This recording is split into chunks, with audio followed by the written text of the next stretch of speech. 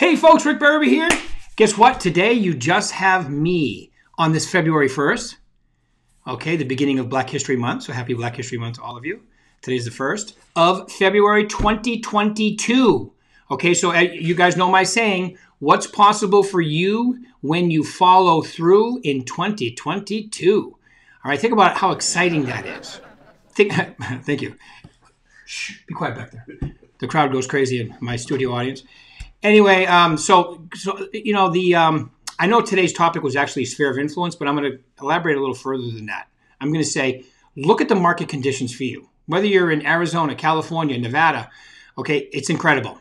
All right, the inventory is at historic lows. Rates are still basically free. What are they, 3.75? When people go, the rates are rising. That's still free. Until they get like 5, even that's ridiculously low, 5. But they won't get into the, I don't even think they'll hit the 4s today. And if this year, or if they do, it'd be very, very later this year. But you have an incredibly low inventory. You have incredible amounts of people moving. All right. You have all kinds of, people moving in, people moving out. I mean, it's a pretty incredible market right now. Appreciation was off the charts last year. We're still going to have good appreciation this year. Who knows exactly what it's going to be? It's tough to find an economist who has a bad word about this year. Some of them are saying it may slow down by the end of the year, but I would like to know why they think that. I don't see that. I don't see that in my crystal ball and in just the sheer numbers. How do you go from, 1,000 in inventory in Orange County, where it's usually 1,000,000 times that, as far as active inventory, okay, to by the end of the year, it's going to slow down. I don't know how you make that jump. That's an incredible jump. That's like a meteor hit Earth and the world stopped. Okay, because I stopped saying unless something crazy happens, and then the pandemic happened, so I stopped saying that. So hopefully a meteor doesn't hit the planet. But you get the point. The point is, something would have to happen to make this year finish out slower or bad, because it's all the numbers are saying incredible, right? So you got that going on. Now, if you're not doing business, you don't care about that, right? And if you are doing business, you can coast. It's like you're on a nice downhill grade, you're on your bicycle, you can coast and still go, or you can pedal a little bit and go twice as fast with just a little bit more effort. So that's up to you, what you decide to do. I know that pedaling is a lot more fun than just sitting there and coasting, especially if you want to maximize. And it's not just about maximizing your income, it's about maximizing your potential. It's about feeling 100% like you've done something. Okay, so here's the first question I want to ask you. What's your strategy? What are you going to do? Like, do you have a strategy? It's January. We are 1/12 through the year. Are you 1/12 of your goal? Have you done the things you're supposed to be doing on a daily basis? Are you calling your sphere? Are you checking in with your sphere? Are you staying in touch with them? Are you, out there prospecting, door knocking, talking to people? Whatever you were supposed to do at the beginning of this year, are you doing it? And if you don't have a strategy, I'm doing Success Series next week at the Kierland office.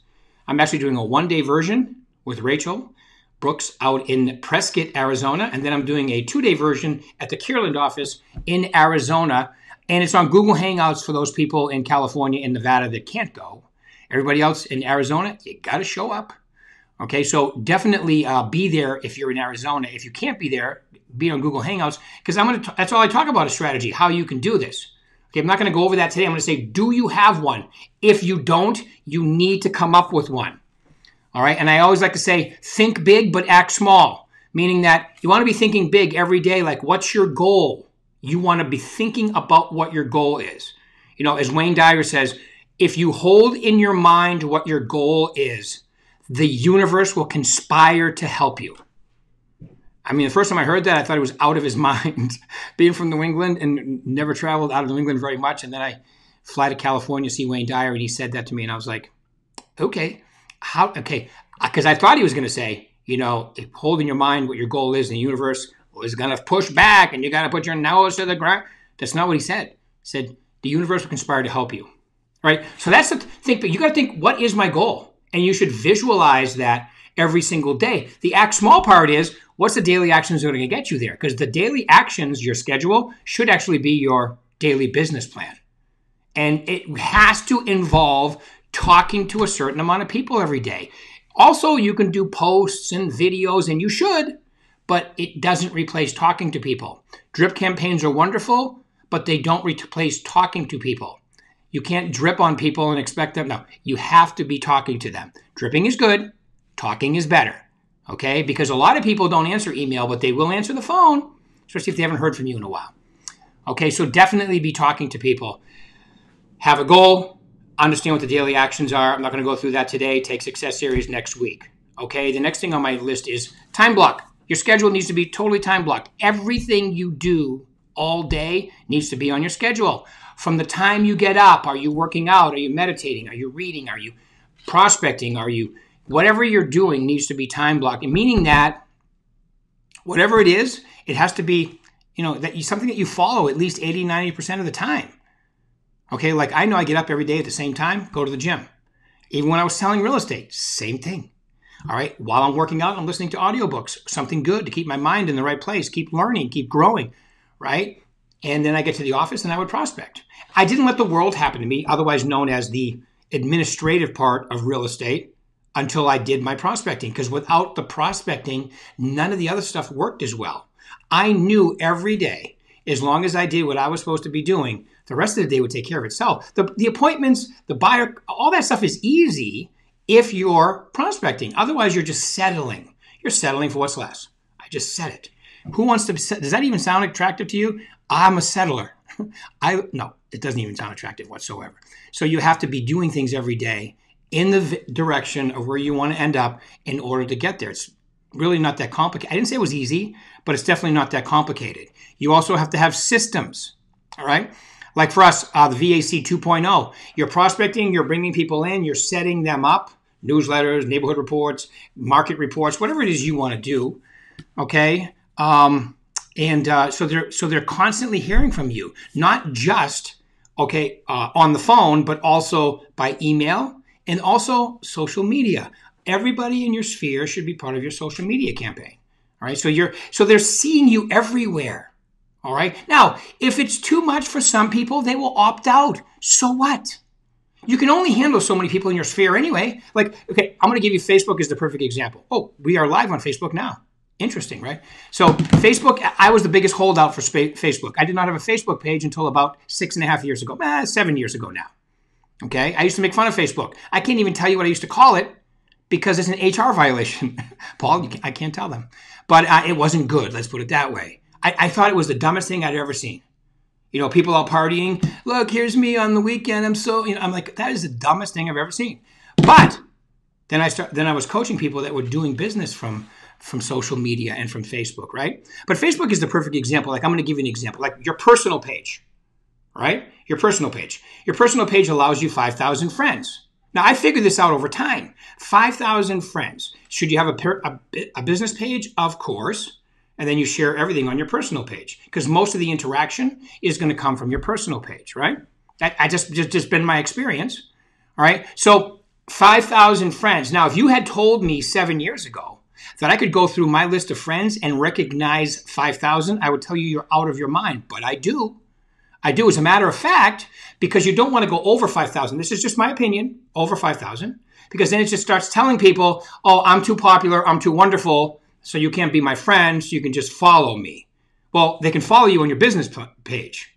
So I like to constantly be upgrading my 5,000 friends, myself personally. When I say upgrading, I just simply mean from a business standpoint. That's all. All right, so people that'll refer you business, so you're constantly adding and subtracting, just like your sphere, right? So the people in your sphere are the same people in your Instagram, your Facebook, your Twitter. So now, if it's too much, they'll opt out, and then you just bring somebody else in. All right? It's not a big deal. Don't take it personally. All right? You're doing it for business. If you're doing it for business, like I do, then that won't bother you whatsoever. Some people will love you. Some people can't wait to see what you have to say. Some people like, that's too much. Perfect.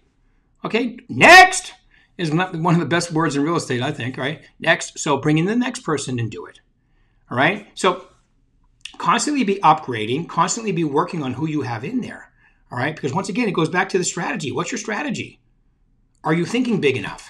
Do you act small, like take the same actions every day? Is your schedule time blocked? Do you do the same thing pretty much every day? Like I coach people that are now doing 20, 30, 40 deals, and they go, Rick, it's almost boring now. It is. Once you have it down, it's almost boring, but it's a good boring. It's not a, how am I going to make my car payment, excitement. It's a, what am I going to do next? I got to do my quarterly income tax payments. You're doing things that business people do. Once you start, when this thing starts to gel, okay, I think it works out incredibly well. Like when I interviewed John McNamara, was that yesterday? No, that was last Monday. He said, you work on this, and in 6 months, you feel like, okay, I'm starting to get this down. In 9 months, you're getting results. And in about a year, you really are it takes about a year to get this whole new system, time blocks. But you have nothing but time, right? You're going to be in real estate hopefully the rest of your life. You can do this job until you're 80 if you want to. All right. So it's not like you're lifting boxes and you're talking to people, showing houses, going out and see their houses. All right. So it's a job you can do as long as you want. It takes a little while to get into gear, just like it takes a little while to get into shape mentally, physically, spiritually, emotionally, if you decide to do that. Okay.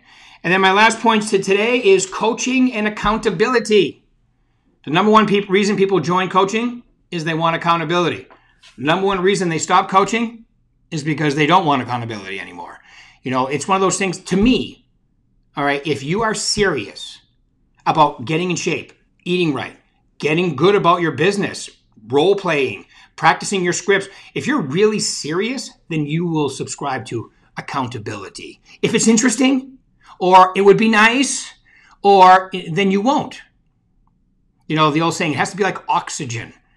You don't realize how important oxygen is until it's taken away. Then you realize how important it is. It's like somebody holds you underwater or whatever, right? Oh my God, you can't get it fast enough. You have to have like a little slice of that into your goals, like oxygen, right? Like I want this really bad.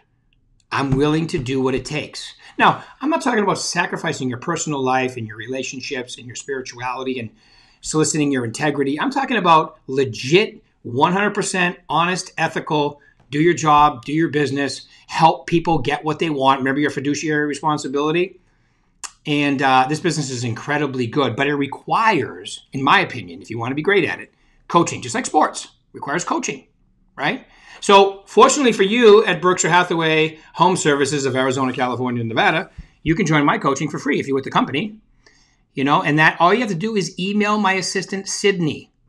Like Australia, Mike, Sydney, Sydney, Sydney S at bhhsnv.com. And a lot of you already know that. I have a little room in my coaching. Jump in, because here's what happens when it's busy. Some people go from doing it to coasting. If you're coasting and you're doing enough business, why would you want to be in coaching? But if you're somebody that wants to get out of the gate hot, or really drive your business to the next level, all right, then coaching is for you, right? If you really want to, like if you join a gym and then you pay for a personal trainer for like 3 to 6 months in advance, that says I am super serious because I paid the money for somebody to hold me accountable, all right? And at a gym that costs money, at this company, the coaching is free, all right? I've been doing this a long time, folks. I've been in real estate for 37 years, been coaching for 25 of them. All right, so it's not my first rodeo. And a lot of you already know, and a lot of you already coach. If you think you want to, get out of the gate hot, or for new people, I have you in groups of 4. It's every other week for 30 minutes. And for the more seasoned people, and a lot of people get out of my groups of 4 and into their own individual coaching. I do both. All right, so don't be afraid to reach out. All right, I hope you guys have an incredible 2022. What's possible for you when, not if, you follow through. Yes. Today's Chinese New Year. Oh, and today's Happy Chinese New Year as well. Yeah. And also Tom Brady retired today. No, he didn't. He didn't officially say that. Oh no, he did on Instagram. So it's Tom Brady. You're saying he's 100% official from his own page? Yes. Because as of yesterday, he said, "I'm contemplating everything." I love all these people that were out there saying that he was retiring before he was. That is true. So I guess it's official now. I need to see it myself, though. Yeah, I just saw the I have a 22-year relationship with Tom Brady. Okay. Not that way. As a Patriots fan, yes, I do. All right. So, well, first off, This year he had the most passing yards and the most touchdowns of any quarterback. Now, if it were me, I'd play a few more years. But it's not me. It's Tom Brady. Sounds like Giselle wants him home. How can you blame him for wanting to be there? All right. Happy Chinese New Year. Happy Black History Month. And please consider these things we've talked about, okay, and follow through in 2022, guys. Thank you.